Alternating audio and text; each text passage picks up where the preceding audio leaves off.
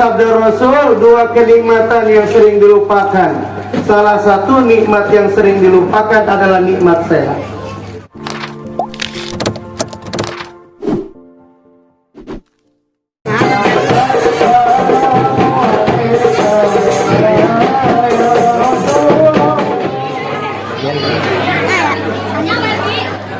Maka sebelumnya kita bertawasul, kita mohon ampun kepada Allah Subhanahu wa Ta'ala dari ikat cinta satu kita yang baik dan baik dirasa menjadi dosa yang bercampur yang betul. Semoga Allah mengampuni dosa kita. Mari kita bersama-sama membacakan istighfar. A'udzubillahi minasyaitonir rajim. Bismillahirrahmanirrahim. Astaghfirullahal azim. Astaghfirullahal azim. Astaghfirullahal azim.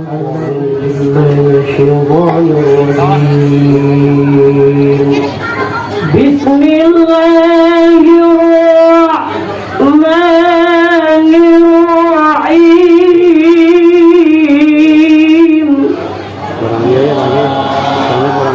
Kurang terbuka kayaknya. Benar ini.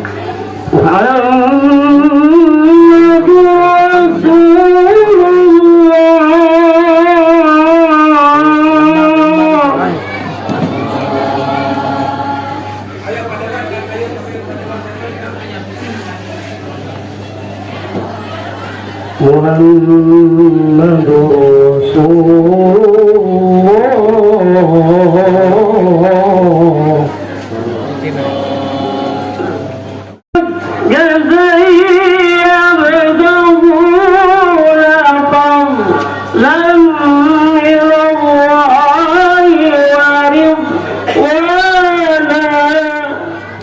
Ya Nabi salam alaika, salawatullah alaika.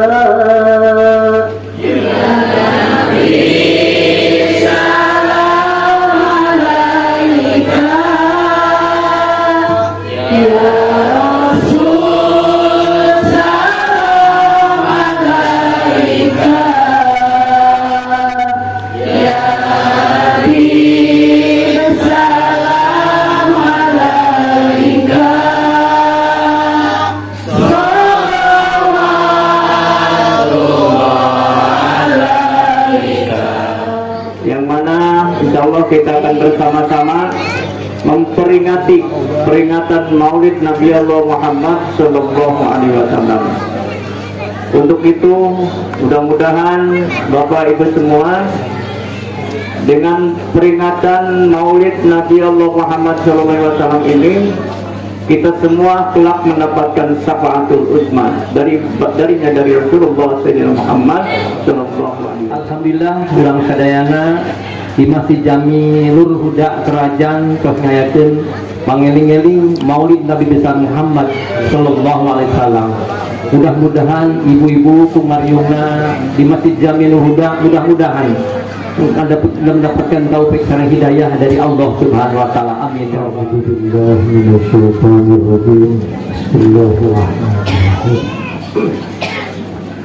Assalamualaikum warahmatullahi wabarakatuh.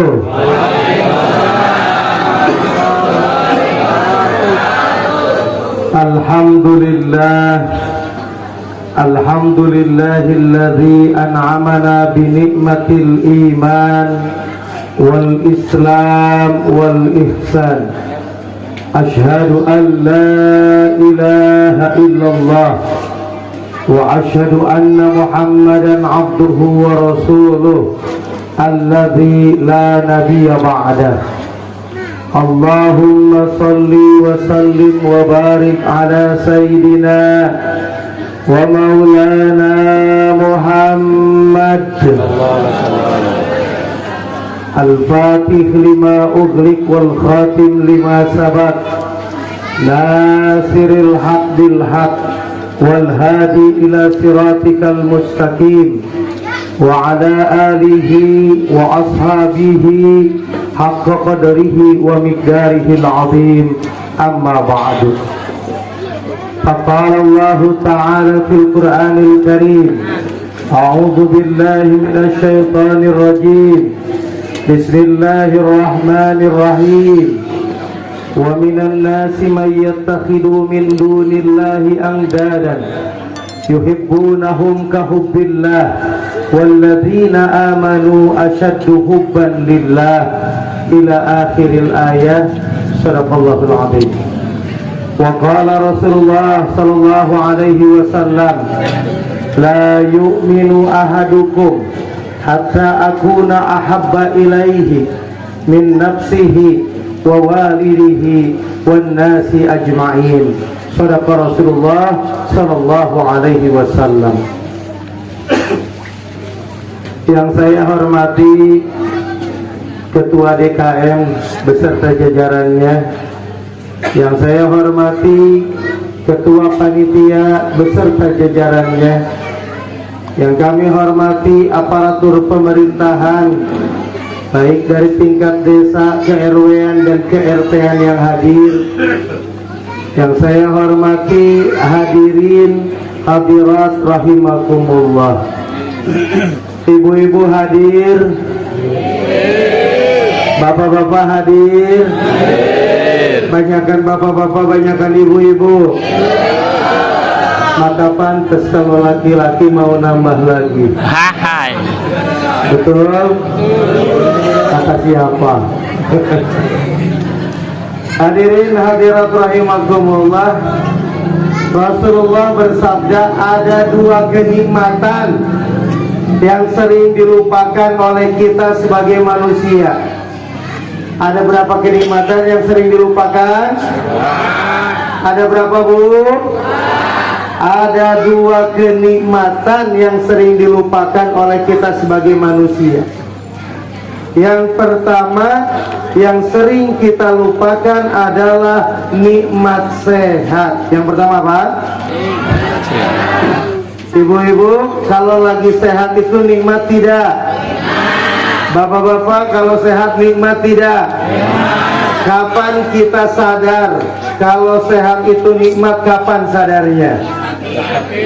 Halo? Kalau lagi sehat kita sadar nggak kalau sehat itu nikmat? Sering lupanya, sering ingatnya. Ketika dikasih batuk baru sadar ternyata sehat itu nih. Baru dikasih pilek satu kampung tahu semua, betul tidak? Kalau lagi sehat diem baik atau sering diceritakan? Kalau lagi sakit? Kalau sakit semua orang satu kampung tahu. Karena kalau lagi sakit kita sering diucapkan, sering dibicarakan. Maka sabda Rasul, dua kenikmatan yang sering dilupakan. Salah satu nikmat yang sering dilupakan adalah nikmat sehat. Sampai dijelaskan, Bu, dalam sebuah makalah atau mahfuzat, as-sihhatu tajun la yaraha illal marda. Artinya sehat itu bagaikan mahkota. Tahu mahkota, Bapak? Raja kalau nggak pakai mahkota kelihatan rajanya nggak? Kelihatan rajanya nggak? Tapi kalau mahkotanya dipakai kelihatan rajanya tidak? Orang yang sakit, orang yang sehat kadang-kadang nggak sadar bahwasannya sehat itu tajun bagaikan mahkota yang tidak disadari kecuali pas Allah berikan rasa sakit. Alhamdulillah, ibu-ibu hadir sampai belakang. Bisa dengar suara saya? Kelihatan saya, Bu? Nikmat bukan? Andai kata mata ini dicabut oleh Allah sehingga nggak bisa melihat, jangan lama-lama, 2 minggu aja, kira-kira bagaimana? Mata kita yang biasa melihat Allah cabut nggak lama, 2 minggu nggak bisa melihat, gimana rasanya? Jangankan nggak bisa melihat, nggak bisa ngedip aja, Bu. Coba mata kita nggak ngedip, nggak usah lama-lama, 2 jam aja melotot. Kumaha rasana? Perih. Orang bisa ngedit, bisa ngicep, bisa nikmat lain bisa ngicep teh. Allah kasih nikmat. Mulut kita bisa nguap, wah gitu. Coba kalau misalkan nguap terus nggak balik lagi, jangan lama-lama, 2 jam, gimana rasanya? Taler bisa asup tata. Tapi Allah berikan kenikmatan yang sangat luar biasa, yang mana nikmat sehat ini sering kita lupakan. Maka hati-hati, Allah berikan sehat, gunakan untuk ibadah kepada Allah. Jangan sampai nanti ketika Allah cabut kenikmatan sehat, baru deh kita sadar ternyata sehat itu nih. Kedua, kenikmatan yang sering dilupakan yang kedua adalah nikmat waktu, nikmat kesempatan. Bulan Maulid sekarang dengan bulan Maulid tahun kemarin sama tidak? Sama tidak? Bulan Maulid sekarang dengan bulan Maulid yang akan datang sama tidak? Beda. Maka sampai dijelaskan wantahizil fursoh, gunakan waktu itu. Kenapa? Lantarji'al ayyamul lati madat, tidak akan kembali hari yang sudah kita lalui. Bayangkan Bapak Ibu, nih bapak-bapak dan ibu-ibu yang sudah umurnya banyak, mau nggak kita kembali muda lagi? Mau. Banyak nggak yang kita sesali waktu masa muda dulu?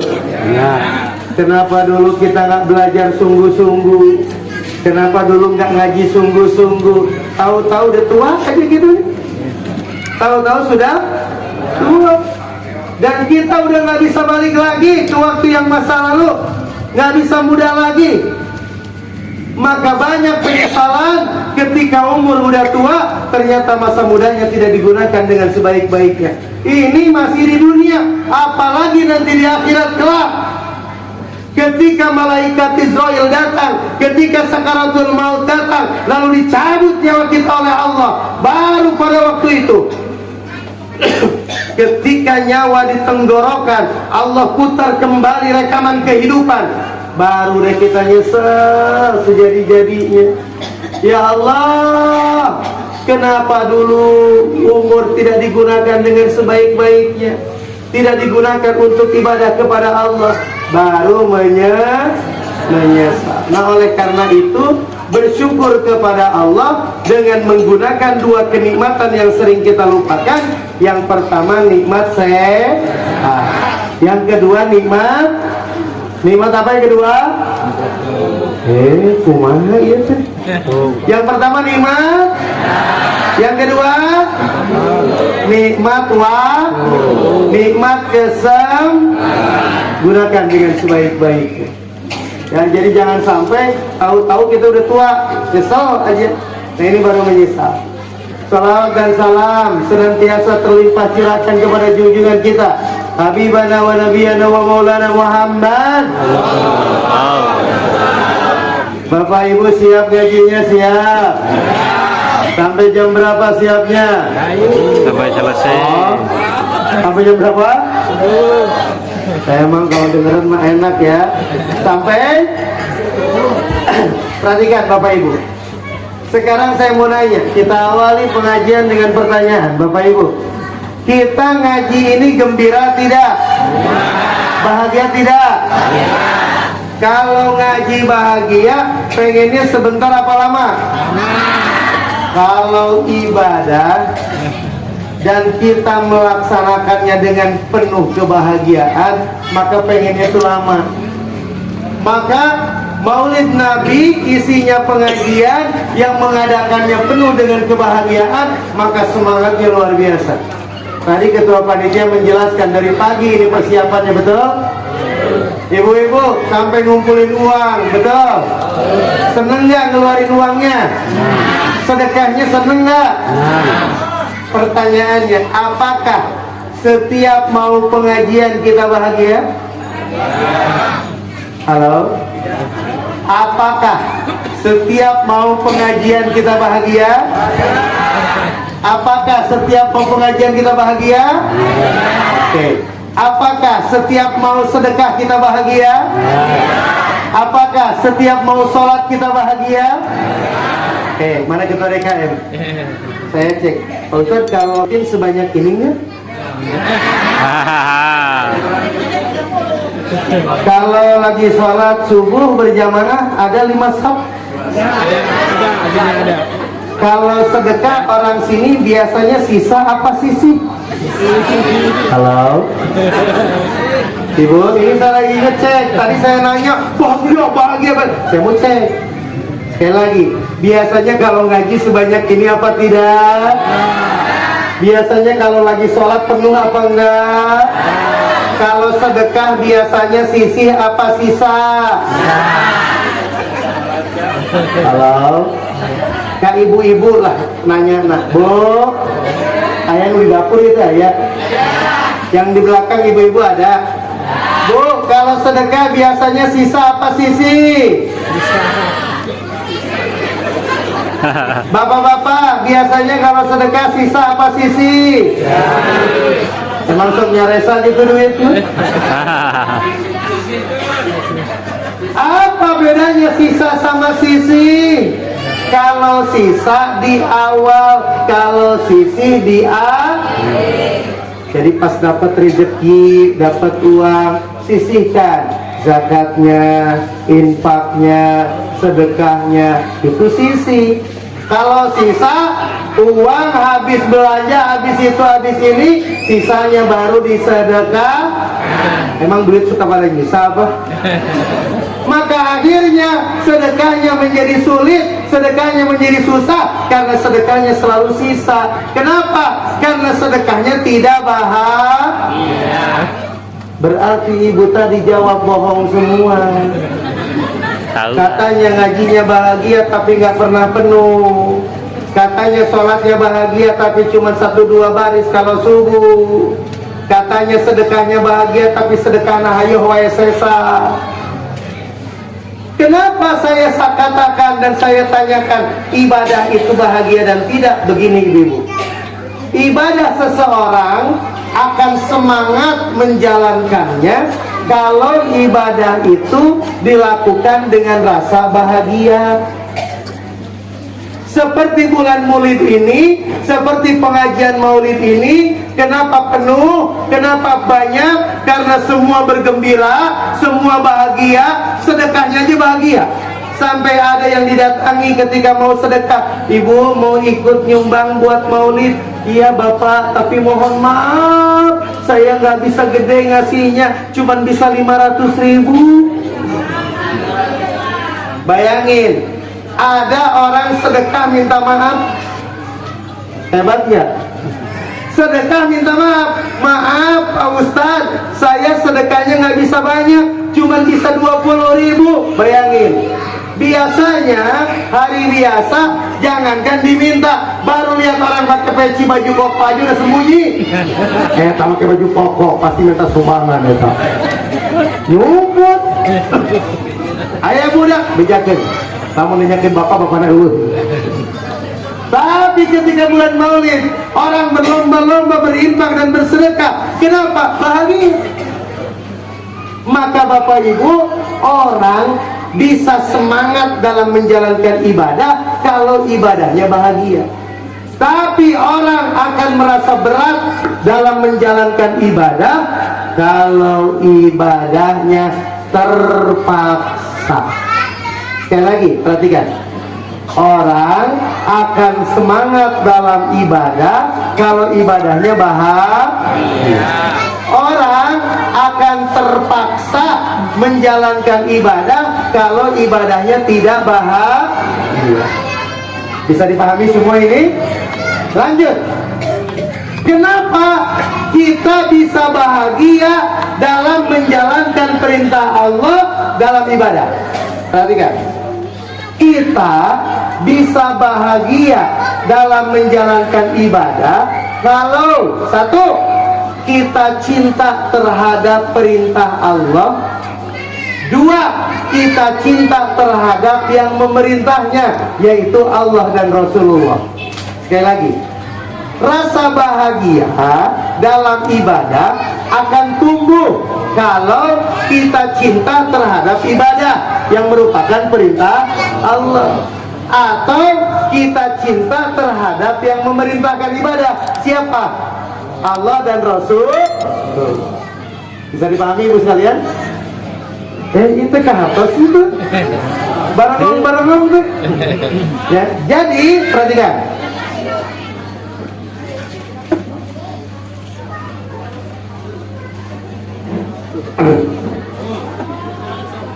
Haus haridangnya karawangnya.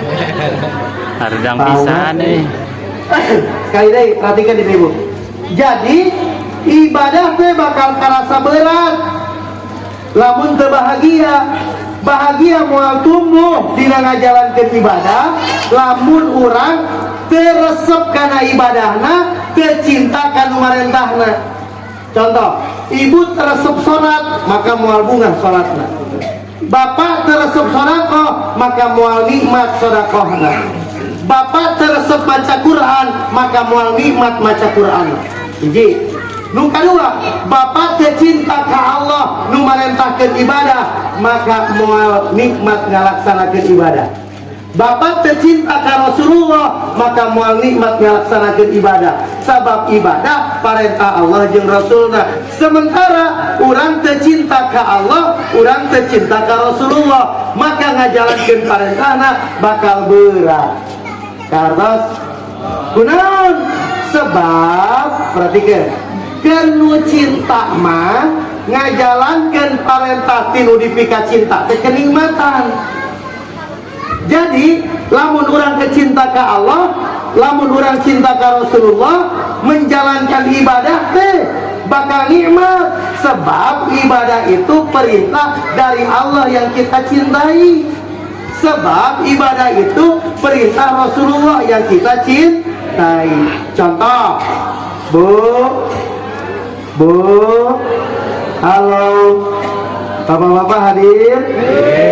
Contoh, kieu Pak, inget teh baheula pas awal kawin, pas bapak-bapak awal nikah, pas pulang kerja langsung ke rumah. Sebelum ke rumah bapak nelpon heula, bunda non nyebutan teh bebek asal. Cek bapak teh, Bu, ayah rek pulang kerja, hoyong dipangmeser ke naon, mau dibeliin apa? Ya bapak di depan tukang bakso, mau nggak bakso urat sama martabak? Sayang. Ibu bilang gimana? Kira-kira kata ibu gimana? Mau apa enggak? Mau dong. Sok ya pangmeserkeun bakso urat jeung martabak spesial. Dipangmeserkeun teh ku bapak? Dipangmeserkeun teh? Pangmeserkeun kunaon? Awal nikah, panganten baru, keur cinta-cinta nah ngajalankeun parentah tinu dipika cinta kebahagiaan. Maka meuli bakso, meuli martabak teh bahagia, sabab eta kahayang jeung parentah tinu dipika cinta. Ibu kayak gitu kasih bapak, baheula pas awal kawin, cek ibu kumaha, bapana hoyong dipangmasakeun naon.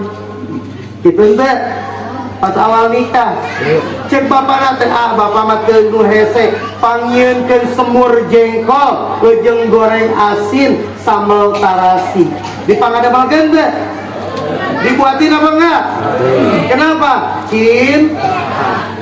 Itu kalau pengantin baru. Tapi kalau sudah jadi pengantin bari kumaha? Ibu-ibu, bapak-bapak sekarang pengantin baru apa pengantin bari? Bari naon? Bari ngung. Ari ayeuna mah beda. Pas istri nelpon, bapana kade mun uih nitipnya pameserkeun bakso jeung martabak, cek bapana kumaha meuli we sorangan dari weuh. Enggak dibeliin, kenapa? Rasa cintanya sudah mulai pudar. Cek bapana teh bupang masakeun, lah bapak teh kudu masak lari weuh, meuli we di warung. Capek, keur mah panas sareudang hese cair ieu teh. Akhirna bapana nu biasa mangmeulikeun mangmawakeun oleh-oleh jadi teu mawa oleh-oleh. Nu biasana ibu mangmasakeun jadi teu mangmasakeun. Kunaon? Udah rasa cinta. Kunaon pas awal make daek bakan menta diparentah sabab cinta. Jadi orang moal bisa nikmat ngalaksanakeun ibadah lamun teu cinta kana ibadah, mun teu cinta kana marentahkeunana saha Allah jeung Rasulna. Maka pertanyaanana walar sing jujur, bapak-bapak cinta ka Allah? Walar. Bapak-bapak cinta ka Allah? Cinta ka Rasulullah? Cinta ka istri? Cintaan mana ke Allah, pengen ke istri? Halo. Ibu-ibu cinta ke Allah, cinta ke Rasulullah, cinta ke suami. Cintaan mana ke Allah jeung ke suami? Salah ditanya deh. Ciri rasa cinta orang ke Allah terbatas. Maka akhirnya ibadah tetebunga sabab teridasaran ku mahabbah. Perhatikan, ibadah moal bunga lamun teridasaran ku mahabbah. Mahabbah dalam ku cinta. Cinta kanu marentahkeun ibadah. Maka memperingati Maulid Nabi itu lain dengan saukur seremonial, tapi lebih daripada itu untuk menumbuhkan rasa cinta kepada Allah, rasa cinta kepada Rasulullah, supaya bunga dina ngajalankeun ibadah sehingga ibadah teh semangat. Jadi ibadah orang teh semangat teh naon? Sudah orang mah teu cinta atuh. Karena ibadahna teu cinta, kanu marentahna teu cinta. Jadi kunaon urang wegah cek orang tasik mah. Wegah teh naon? Berat, malas dina ngajalankeun ibadah sabab urang teu cinta kana parentahna, teu cinta kanu marentahna. Udang jam 3 titah tahajud berat teu? Maca Quran berat teu? Sedekah berat teu? Lolobana berat. Capek ibadah teh, padahal keur cinta mah ibadah teh lain teu capek, moal karasa capek. Jadi ibadah teh lain teu capek. Ya pengajian capek teh. Ibu-ibu ngupingkeun capek teh. Dak bohong. Da ngaji mah lamun ada lilasan leutik sok aya panyakitna. Ketua DKM terang teh penyakit ngaji naon lamun lila. Aya ngaranna penyakit bersatu. Bersatu ngalaber satu-satu beak itu kamu dilaksanakan di ngaji itu. Nah maka jadi ibadah itu lain teu berat keur cinta mah, tapi teu karasa berat. Ibu apal baheula aya lagu Sidarso apal teh? Mapai udah tak apal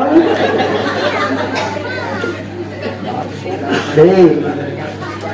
Dari maca hadis masuk esen uluykeun nana jeung Quran mah mata ke lagu sok nyarambung lagu mah ulah isin-isin tuluykeun mapai ngajugjug teu karasa da aya tah eta bayangkeun cek Sidarso mapai jalan satapak ngajugjug ka hiji lembur hujan dordar gelap eueuh tempat keur nyiuhan teu karasa capek. Kunaon aya nu diteang saha kakasih hati pujaan jiwa. Jadi apel ngadatangan hiji wanoja nu dipika cinta erek hujan dordar gelap eueuh tempat keur nyiuhan lumpang jalana satapak lain teu capek teu karasa capek. Kunaon da aya kakasih hati pujaan jiwa. Maka kernu iman salat hudang tengah peuting sedekah zakat puasa lain teu capek ngan teu karasa capek sabab ketika salat as-salatu mi'rajul mu'minin, salat teh media nu nyambungkeun antara hamba jeung Allah. Salat teh tanggana kernu iman. As-salatu silah bainal abdi wa rabbi, salat teh media nu nyambungkeun antara hamba jeung Allah. Kartos. Jadi kunaon berat ibadah sabab can tumbuh rasa cinta. Maka kumaha ameh jadi semangat ibadah tumbuhkeun rasa cinta. Ari cinta tempatnya di mana? Halo. Ya pamudi mana pamudina itu? Ari cinta tempatnya di mana? Cek Agnes Monica, maka cinta itu tak kenal logika. Artinya di mana cinta teh? Nah, di hati. Sementara lamun hati orang pinuh ku cinta karena dunia, maka bakal hese tumbuh rasa cinta ke Allah jeung Rasulullah. Maka lamun hayang tumbuh rasa cinta di hati orang, bersihan hati orang supaya layak pantas ditumbuhi rasa cinta ke Allah jeung ka Rasul. Bapak Ibu sekalian perhatikan. Ieu naon? Ieu naon ya? Ieu naon? Gelas. Kok tahu kopi. Ieu naon ya? Gelas. Lain jeruk na ieu na naon? Naon itu? Lah, Cangkir atau gelas? lah. Itu disebut cangkir. Gelas disebut gelas. Cangkir. Urang sepakati ieu naon? Cangkir. Jerona naon? Cai naon? Kopi. Cai naon Bu? Susu naon? Iya, cangkir eusina cai su. Cek perhatikan Bapak Ibu tinggali. Iya teh cangkir. Cangkir iya bersih kotor. Kulantaran cangkirna bersih, nu asup cai jeung susuna kotor bersih. Lamun cangkirna kotor, kira-kira nu asup ka jero cai bersih cai kotor? Mungkin tidak orang yang berakal kalau cangkir ini kotor lalu diisi dengan air yang bersih. Moal mungkin. Contoh, bapak-bapak tadi ketinggalan loba nu ngalarokok. Lamun urang ngarokok sebari ngopi, dina gelas kopi pinuh segelas, gelasnya bersih teh? Cai kopina bersih teh? Lawan nu sok ngalarokok wanita ngasup sekar kana jero kopi. Tapi lamun kopina geus beak, tinggal naonna? Tinggal dadakna. Kira-kira wanita ngasupkeun sekar. Ani. Tong boros sekar jeung guntungna asup ka jero. Bener enggak? Kunaon kotor. Tah hate teh kawas wadah. Lamun hate urang kotor, nu bersih teh moal asup kana hate urang. Cinta ka Allah, cinta ka Rasul teh cinta nu bersih. Maka cinta nu bersih eta moal asup kana hate urang, lamun hate urang kotor.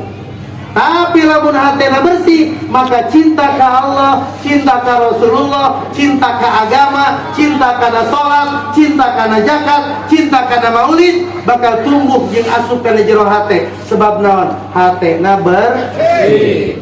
Nah maka lamun hayang tumbuh rasa cinta, bersihan hate urang. Siap? Siap kebersihan hate?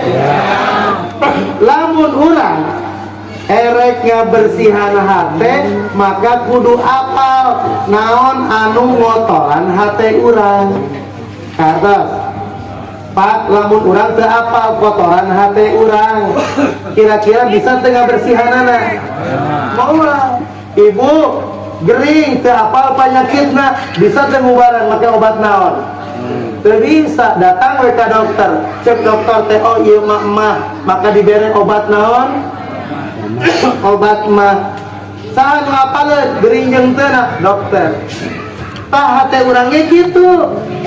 Lamun urang hayang apal penyakit hate urang, datang ke dokter.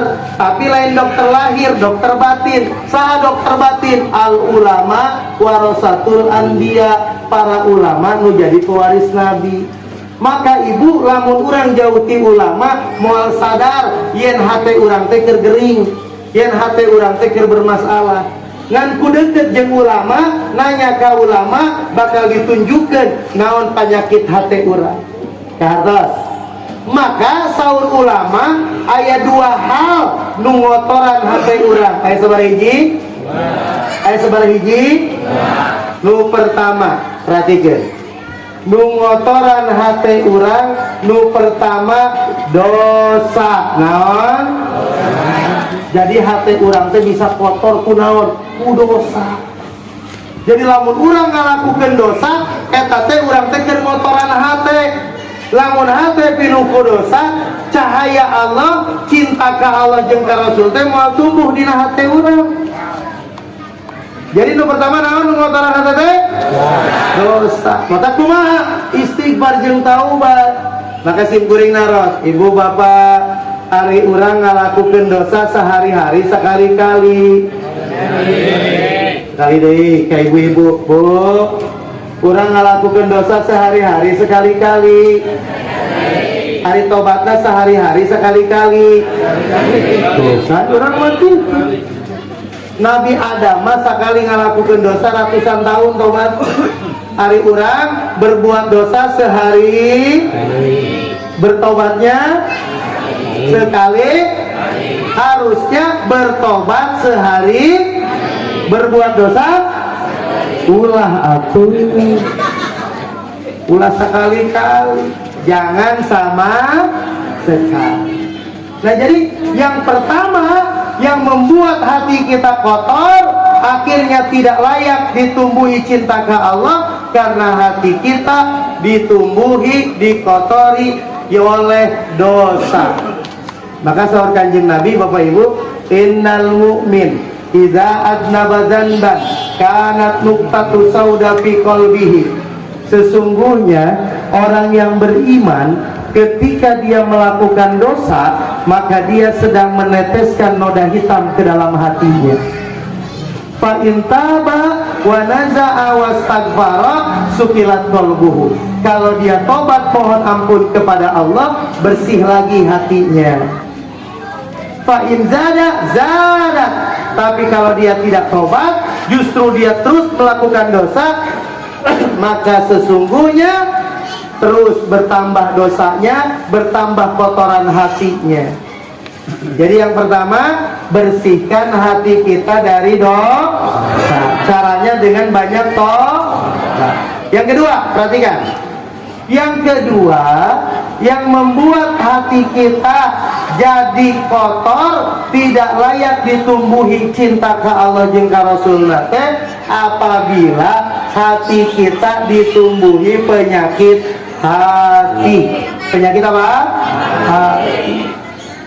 Jadi kalau hatinya berpenyakit, maka tidak akan tumbuh cinta kepada Allah. Di antara penyakit hati apa saja? Halo? Bapak-bapak, di antara penyakit hati apa? Apa? Hasad atau dengki. Di sini ada yang hasad, ibu-ibu. Ada yang punya penyakit hasad, ada. Apa itu penyakit hasad? Penyakit hasad itu adalah karohiyatu ala ma'an amallah alal ghair. Artinya kita tidak suka terhadap nikmat yang Allah berikan kepada orang lain. Tadi penyakit hasad.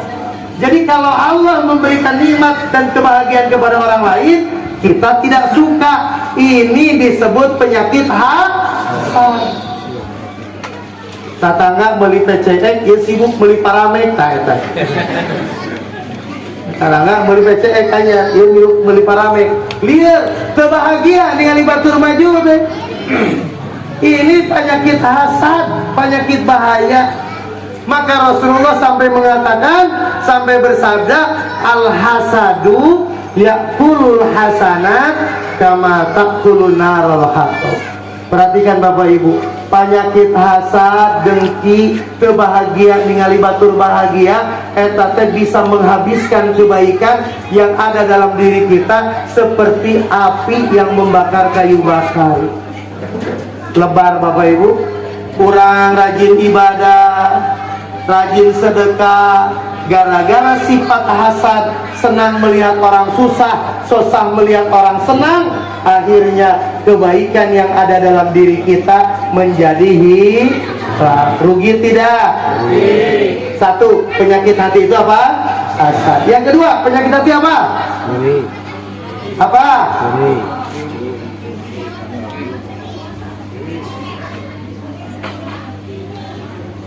Penyakit yang kedua dari penyakit hati itu ada yang disebut penyakit hubbud dunya. Apa? Apa itu hubbud dunya? Cinta kepada dunia. Pertanyaannya, Kita hidup di mana? Butuh dunia atau tidak? Butuh. Kita hidup di dunia, butuh dunia. Tapi hati-hati, jangan sampai dunia menguasai hati kita sehingga tumbuh penyakit cinta kepada dunia atau hubu dunia. Ini yang bahaya, Bapak-bapak.